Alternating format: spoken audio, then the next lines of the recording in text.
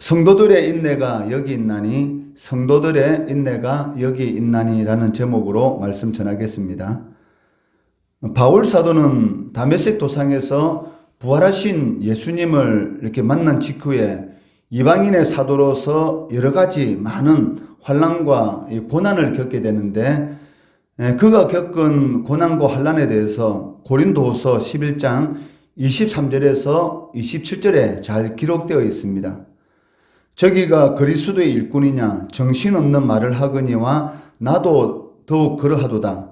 내가 수고를 넘치도록 하고 옥에 갇히기도 더 많이 하고 매도 수없이 맞고 여러 번 죽을 뻔하였으니 유대인들에게 40에 하나 감한매를 5번 맞았으며 3번 태장으로 맞고 1번 돌로 맞고 3번 파선하는데 일주일을 기품에서 지냈으며 여러 번 여행에 강의 위험과 강도의 위험과 동족의 위험과 이방인의 위험과 시내의 위험과 광야의 위험과 바다의 위험과 거짓 형제들의 위험을 당하고 또 수고하며 애쓰고 여러 번 자지 못하고 줄이며 목마르고 여러 번 굶고 춥고 헐벗었노라 라고 기록하고 있습니다. 세상적인 이 관점에서 보면 그 바울 사도의 이러한 모든 그 수고들, 그리고 이 복음을 전하면서 겪은 이런 환난, 그리고 여러 번 굶고 춥고 헐벗었노라라는 이런 모든 일들은 그 미련하고 그 어리석은 그런 일들로만 아마 보였을 것입니다. 그 바울 사도가 누굽니까? 부활하신 예수님을 만나기 전까지만 하더라도 그 세상적인 기준으로 보면은 너무나 잘 나가는 그러한 사람이었습니다. 이 가문으로 따지면 자신이 출생 그 직후부터 로마의 시민권을 가진 그러한 권력자의 배경을 가진 그러한 가문의 사람이었고, 그리고 그 학식으로 말하면은 그 가말리엘 문화에서 이렇게 배운, 지금으로 말하면 뭐 세계적으로 알아주는 그런 대학에서 수학을 했다라고 할 수 있을 정도의 그런 높은 학문을 가지고 있었던 사람이었고, 자신이 가지고 있는 그런 권력은 그 예수 믿는 사람을 직접 잡아서 감옥에 가둘 수도 있고 또 죽이는데 찬송표를 던질 수 있는 그런 막강한 권력을 가진, 그 어떻게 보면 그 세상적으로 그 자신의 앞날이 보장되어 있는 그런 사람이었습니다. 이러한 사람이 그 다메섹 그 도상에서 부활하신 예수님을 만난 이후에 그 세상에서 자신이 추구하는, 아니 그 세상 모든 사람들이 가지고 싶어하는 그런 모든 것들을 들어온 이런 배설물로 여기고, 세상적인 기준으로 볼 때는 여러 번 굶고 춥고 헐벗는 이런 모든 일들은 너무나 그 어리석은 그런 일인 것이죠. 그런데도 불구하고 이러한 어리석은 그 길을 간 이유가 무엇입니까? 바로 이 의의 면류관. 예수님을 만나기 전까지만 하더라도 이 의의 면류관이라는 그러한 이런 그 관점에서 하나님을 바라본 적이 없었습니다. 그냥 율법적인 하나님을 위한 그 하나님의 백성으로서 하나님을 위한 그런 열심을 가지고 살아가는 것은 당연하다라는 그러한 관점에서 바울이 그 율법을 지키기 위해서, 또 그리스도인들이 그 십자가에 매달려 죽은, 즉 하나님 앞에 저주를 받았다라고 생각하는 예수라는 사람을 메시아로 받아들이는 것에 대해서 하나님을 그 모욕하는 자들이다라는 그런 생각을 가지고 그 하나님에 대한 그 나름대로의 열심을 가지고 그 살아갔던 사람입니다. 그러한 사람이 그 의의 면류관, 즉 예수 그리스도를 통해서 하나님께서 하나님의 백성들에게 주어지는 이 의의 면류관이라는 이러한 것에 대한 그 깊은 그 깨달음을 통해서 바로 이방인의 이 사도로서 세워지게 되고 주를 위한 고난을 그 기쁨으로 그 감당하는 그런 것을 이렇게 볼 수가 있다는 것이죠.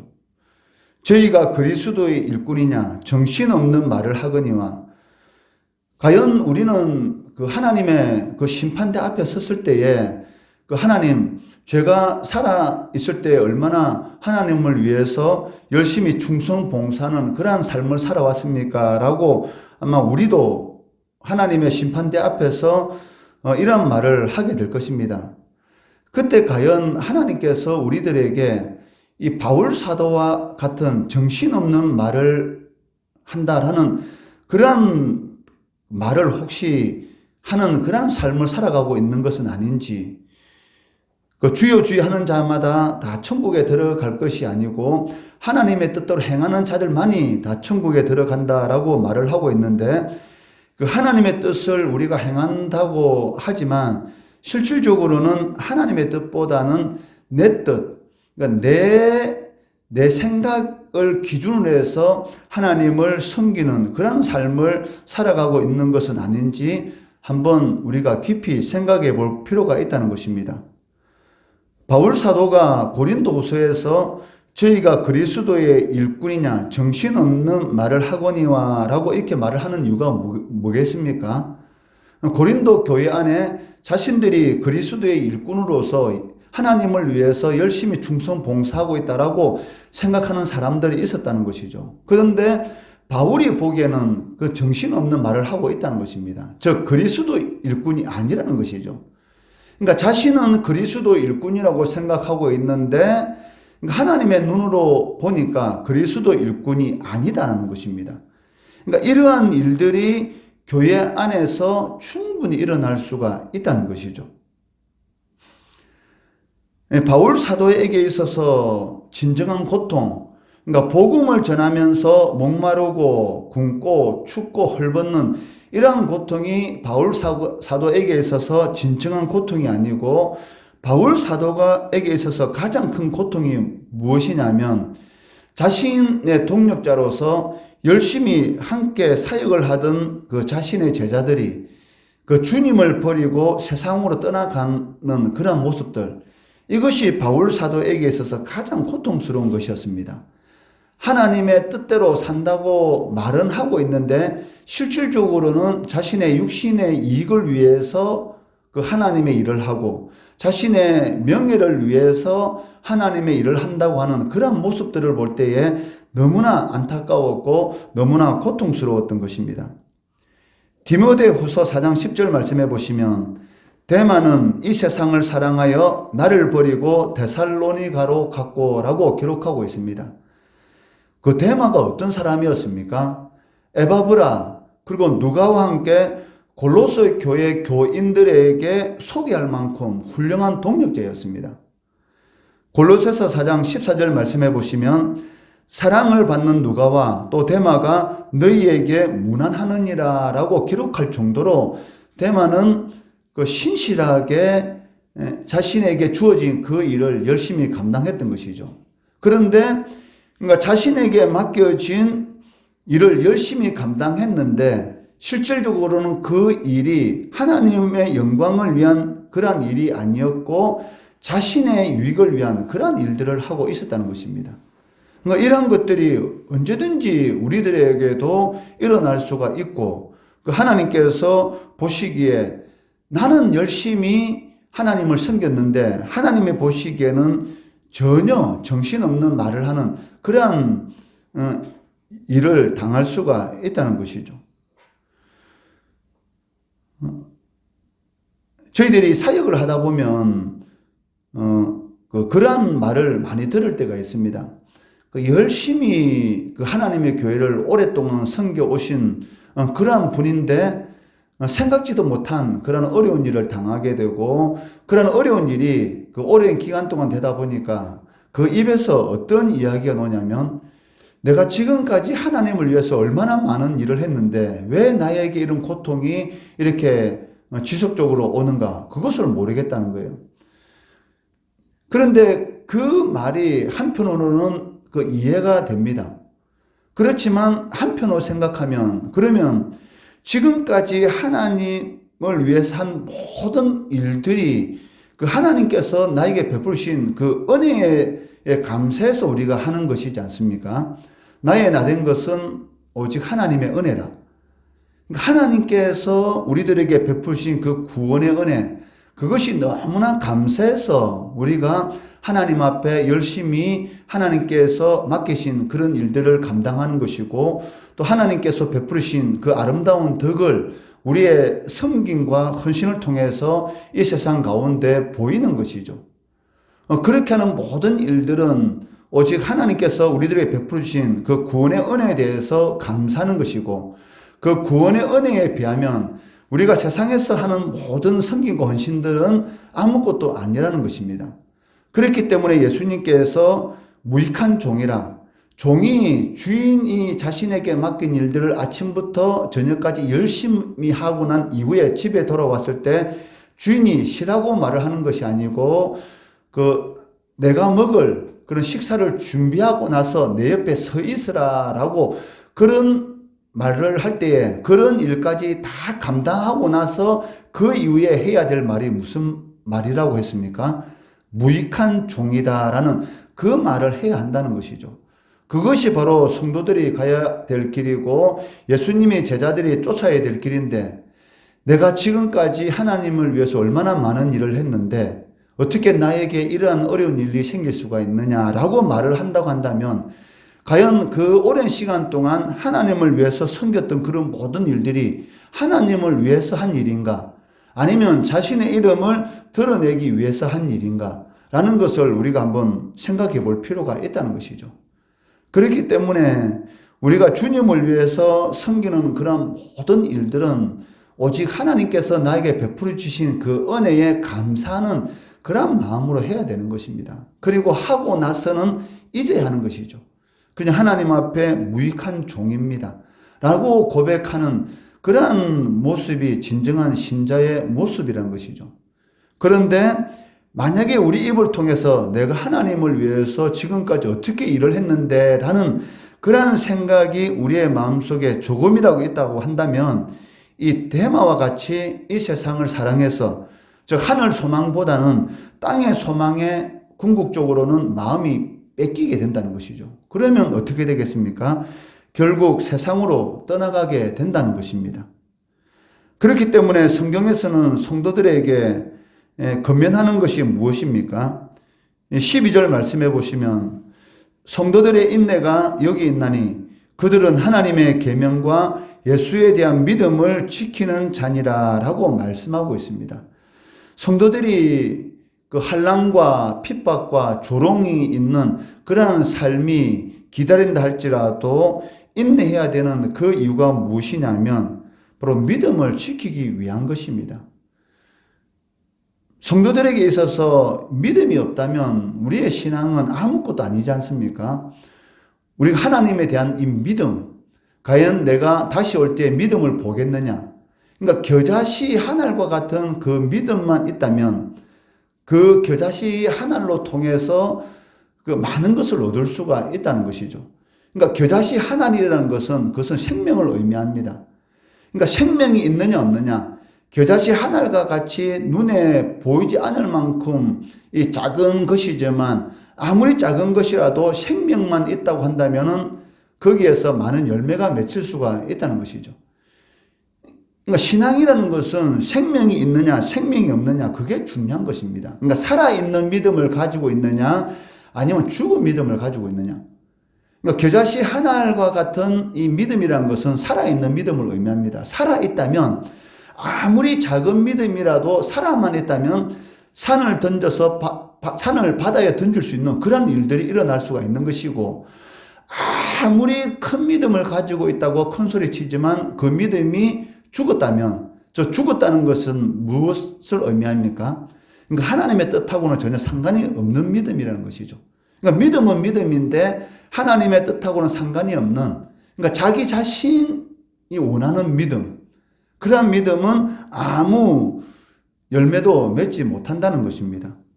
성도들의 인내가 여기 있다라는 것은 하나님이 기뻐하는 그런 믿음을 쫓아 살아가는 그러한 삶을 뜻하고 있습니다. 이 말씀은 그 지난번에 살펴본 요한계시록 13장 10절의 말씀과 일치합니다. 그 13장 10절 말씀해 보시면, 사로잡힐 자는 사로잡혀갈 것이요 칼에 죽을 자는 마땅히 칼에 죽을 것이니 성도들의 인내와 믿음이 여기 있느니라.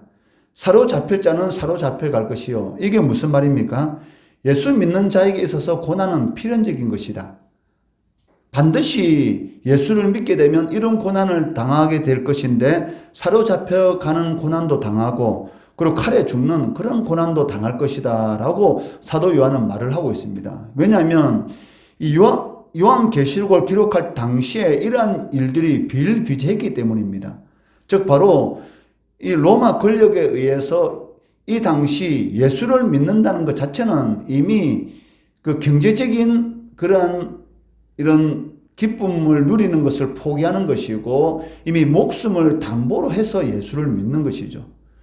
예수를 믿는다는 것은 우상 숭배를 하지 않는 것이고 당시 AD 90년에서 100년 그 사이 로마 황제를 숭배하는 것이 이 로마 권력에 의해서 의무적으로 강제적으로 진행되고 있는 그 순간에 로마 황제 신전에 가서 로마 황제를 숭배하지 않는 그런 일들은 당연히 예수 믿는 사람들에게 있어서 죽을 수밖에 없는 칼에 그 목숨을 잃을 수밖에 없는 그런 일들을 당한 것은 당연한 일이었습니다. 그렇기 때문에 이 계시록을 기록하면서 사로잡힐 자는 당연히 사로잡힐 갈 것이다. 즉 예수 믿는 자에게 있어서 사로잡히는 것, 칼에 죽는 것은 마땅한 것이다. 이렇게 말을 하고 있으면서 뒤에 결론이 무엇입니까? 그렇지만 성도들의 인내와 믿음이 여기 있다.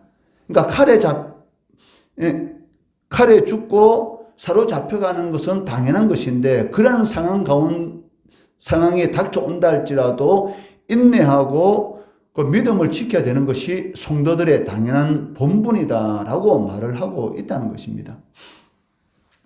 실질적으로 지금 우리들의 그 주님을 믿는 믿음, 과연 그 믿음이 진짜 믿음인가 가짜 믿음인가 라는 것을 항상 살펴볼 필요가 있습니다. 정말로 주님 앞에 섰을 때에 정신없는 그런 말을 한다라는 그런 소리를 들으면 안 되지 않습니까? 우리가 일평생 동안 그 신앙생활을 해왔는데 하나님 앞에 섰을 때에 하나님께서 우리를 보고 내가 너를 모른다라고 말을 듣는 것만큼 비참한 그런 인생이 어디에 있겠습니까? 성도는 이 짐승의 핍박으로 사로잡히고 칼에 죽임을 당하는 일, 즉 요한계시록 13장에 기록된 이 짐승은 그 당시의 로마 권력 또를 상징하고 말을 하고 있는데 상징적으로는 적 그리스도, 즉 악의 세력을 의미합니다. 성도를 핍박하는 모든 악의 세력에 의해서 사로잡힐 수도 있고 칼에 죽음을 당하는 그런 일들이 있는데 그리스도인들은 끝까지 인내하면서 견뎌내야 한다는 것입니다. 그 이유가 무엇이냐면 이 데마와 같이 도중에 포기하는 것은 영원한 불과 유황의 심판을 의미하기 때문입니다. 9절에서 11절 말씀해 보시면 또 다른 천사 곧 셋째가 그 뒤를 따라 큰 음성으로 이르되 만일 누구든지 짐승과 그의 우상에게 경배하고 이마에나 손에 표를 받으면 그도 하나님의 진노의 포도주를 마시리니 그 진노의 잔에 섞인 것이 부은 포도주라. 거룩한 천사들 앞과 어린 양 앞에서 불과 유황으로 고난을 받으리니 그 고난의 연기가 세세토록 올라가리로다. 짐승과 그의 우상에게 경배하고 그의 이름표를 받는 자는 누구든지 밤낮 쉼을 얻지 못하리라 라고 말씀하고 계십니다. 짐승과 그의 우상에게 경배하고 표를 받는다는 것은 그 세상과 타협한다라는 그런 의미다라고 말씀을 드렸습니다. 그러니까 세상과 타협하는 주님을 믿는다고 하면서도 불구하고 세상적인 그런 관점을 가지고 세상과 타협하는 그런 신앙을 가지고 살아가게 되면 결국 밤낮 쉼을 얻지 못하는 그런 고통을 받게 된다는 것이죠. 즉 영원한 지옥 심판을 의미하고 있습니다. 여기 밤낮 쉼을 얻지 못한다는 것은 불과 유황의 심판이 지속적인 것이다 라는 것을 의미하고 있습니다. 잠깐도 쉬지 못하는 그러한 고통이 영원하다는 것이죠. 그러니까 지옥이라는 것이 왜 지옥인가? 그것은 아무 소망이 없기 때문입니다. 고통이라는 것도 언젠가는 끝날 것이다 라는 그런 기한이 정해져 있다면 그것은 지옥일 수가 없습니다. 왜? 소망을 품을 수가 있기 때문에. 그러니까 지옥이라는 것은 소망이 없는 것이죠. 그 고통이라는 것이 끝나지 않는다. 이 고통이 끝난다라고 생각하면 소망이 있을 건데 이러한 불과 유황의 이 고통이 끝나지 않는다라니까 소망이 없는 것이죠. 그것이 너무나 이 괴로운 것입니다. 그 고난의 연기가 세세토록 영원토록 올라가리로다. 잠깐도 멈추지 않는 그런 고통이 바로 불과 유황의 지옥의 심판의 형벌이다라고 기록하고 있습니다. 그렇기 때문에 야고보서 5장 7절 11절 말씀에서 성도들의 인내에 대해서 잘 말씀하고 있는데 야고보서 5장 7절 말씀해 보시면 그러므로 형제들아, 이 형제들아, 그 하나님께서 믿는 성도들의 형제들아, 이 단어가 얼마나 이 친근감이 있고 얼마나 성도들을 사랑하는 그런 단어입니까? 형제들아, 주께서 강림하시기까지 길이 참으라. 보라, 농부가 땅에서 나는 귀한 열매를 바라고 길이 참아 이른 비와 늦은 비를 기다리나니, 농부가 열매를 얻기 위해서는 오랫동안 참지 않습니까? 조금 전에 이 논에다가 밭에다가 씨를 뿌려놓고 날마다 나가서 보면서 왜 이렇게 삭이 돋아나지 않는지, 그리고 삭이 좀 올라다 보니까 왜 이렇게 삭이 더디게 자라는지 하면서 도저히 못 기다리고 그 삭을 손으로 쭉 뽑아가지고 더 높이 큰 것처럼 보이게 하려고 하면 그 삭은 어떻게 되겠습니까? 당연히 죽게 되는 것이죠. 그러니까 농부가 귀한 열매를 얻기 위해서는 오랫동안 참고 그리고 잊은 비, 늦은 비가 올 때까지 기다리는 것이죠. 그럴 때만이 열매를 맺을 수가 있다는 것입니다. 그리고 야고보서 5장 11절 말씀해 보시면 보라, 인내하는 자를 우리가 복되다 하나니 너희가 욥의 인내를 들었고 주께서 주신 결말을 보았거니와 주는 가장 자비하시고 긍휼히 여기시는 이신이다 라고 말씀하고 있습니다. 욥이 인간이 겪을 수 있는 극도의 고난, 욥은 하나님 앞에 죄 때문에 그러한 고난을 겪은 것이 아니라 그 하나님의 섭리 가운데서 고난을 겪었습니다. 그러니까 죄 때문에 겪는 고난은 하나님 앞에 회개해야 하는 것이고, 죄가 아닌 그 하나님의 섭리 가운데서 성도들에게 어떤 고난이 있을 때가 있는데 그러한 고난은 그냥 참고 견디는 길밖에 없습니다. 하나님의 때가 되면 다 해결되는 것이죠. 그런데 이 욥의 인내, 그러니까 인내하는 자가 복이 있다라고 말씀하시고 그 인내의 본으로서 욥의 인내를 이렇게 그 예로 들고 있습니다. 그리고 주님께서 욥에게 주신 결말, 우리가 욥기를 다 읽어봤기 때문에 이 결말을 알지 않습니까? 그런데 여기에서 말하는 이 결말은 우리들은 무엇을 결말로 여기고 있습니까? 잃었던 그 자녀, 아들 7과 그리고 딸 3명, 10명의 자녀를 다시 주신 것, 그리고 잃었던 재산의 2배를 주신 것, 그리고 4대까지 볼 수 있는 그런 장수의 복을 주신 것. 우리는 이 세상적인 이러한 것에 우리의 초점을 맞춰가서 참고 견디면 하나님께서 이렇게 2배로 많은 복을 주시지 않겠느냐, 이렇게 자꾸 생각을 하는데, 물론 이것도 하나님께서 주신 인내를 통한 복입니다. 그렇지만 욥에게 주신 진정한 복은 무엇이었습니까? 지금까지 욥이 하나님 앞에 의인으로서의 삶을 살아가고 있었지만 욥이 아는 하나님은 이런 율법적인 그런 하나님이었습니다. 그러니까 하나님의 말씀에 열심히 충성을 했지만 율법적인 하나님, 그런 하나님의 그런 기준으로 하나님 알았는데, 이런 고난을 통해서 어떤 하나님을 알게 됩니까? 눈으로 보는 하나님. 하나님은 눈으로 볼 수 없죠. 지금까지는 하나님을 귀로만 들었지만 이제는 눈으로 배움나이다라는 이 고백은 영적인 깊은 하나님과의 교제 관계까지 들어가게 된 것이죠. 이것은 세상 그 무엇과도 바꿀 수 없는 것입니다. 바울 사도가 삼청천, 즉 천국에 갔다 오고 난 이후에 사람의 말로는 표현할 수 없다, 이렇게 말을 하고 천국에 대해서 끝낸 것처럼 하나님과의 깊은 교제를 한 그러한 경험은 이로 말을 할 수가 없다는 것입니다. 그러니까 욥에게 있어서 가장 큰 축복은 무엇이었냐면 재산이 2배로 늘어나는 그것이 아니라 하나님과의 깊은 영적 교제 가운데 들어갈 수 있었던 것이죠. 그러니까 눈으로 하나님을 직접 보는 것처럼 하나님을 만났다는 것입니다. 이것이 성도들에게 있어서의 가장 큰 복입니다. 우리는 자꾸 이 복을 물질적인 세상적인 것에 초점을 맞추다 보니까 이 고난 가운데서 하나님을 만나는 깊은 영적인 체험을 못한다는 것이죠. 그래서 좀 어려운 일 당하다가 그 문제가 해결되면 그 해결된 거기에 대해서만 감사하는 것이지, 해결해 주신 그 하나님의 은혜, 그것이 더 큰 것이죠. 눈에 보이는 해결되는 물질, 그것이 큰 것이 아니고 하나님께서 나를 사랑하셔서 그 문제를 해결해 주셨다라는 그것이 큰 것입니다.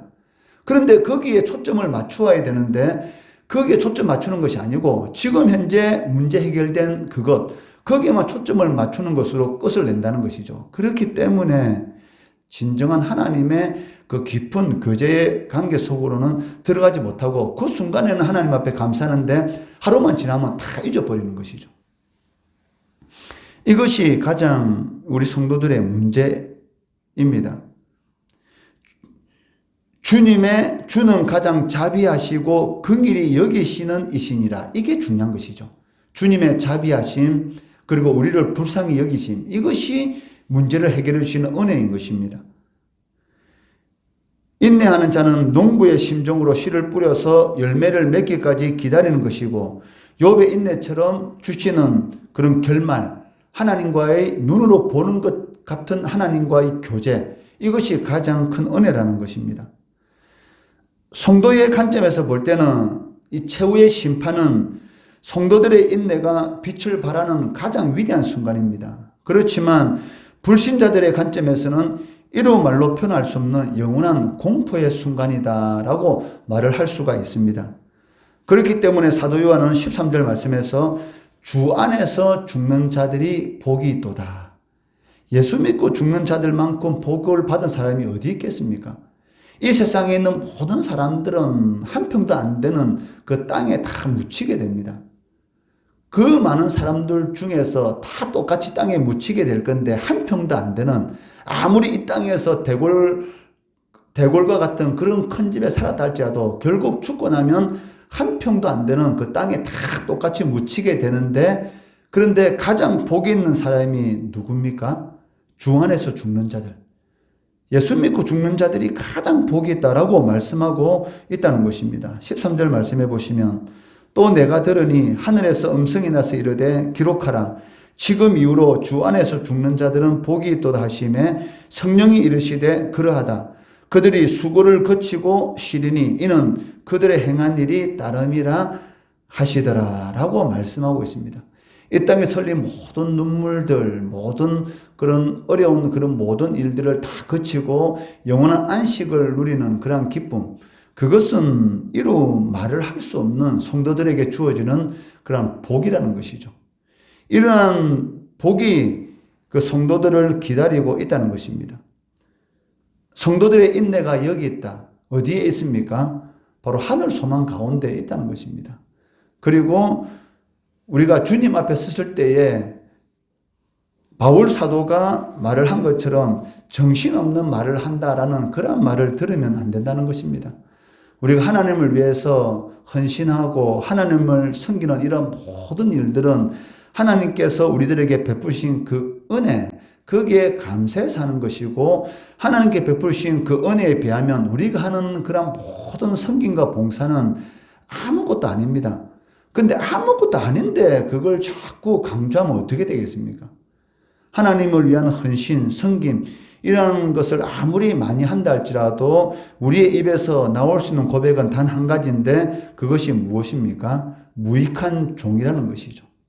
이러한 신앙의 자세를 가지고 살아갈 때에 하나님께서 이른 비와 늦은 비와 같은 그런 은혜를 베풀어 주신다는 것이죠.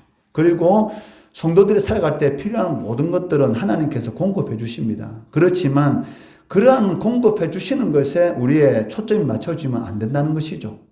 하늘 소망, 그것이 진정한 성도들의 복이라는 것입니다. 성도들의 인내가 바로 하늘 소망이 있다라는 것을 꼭 명심하시고, 우리가 하나님 앞에 섰을 때에 정신없는 말을 한다라는 그런 말을 듣지 않는 그러한 신앙의 길, 믿음의 길 걸어가시는 성도 되시기를 주의 이름으로 축원합니다.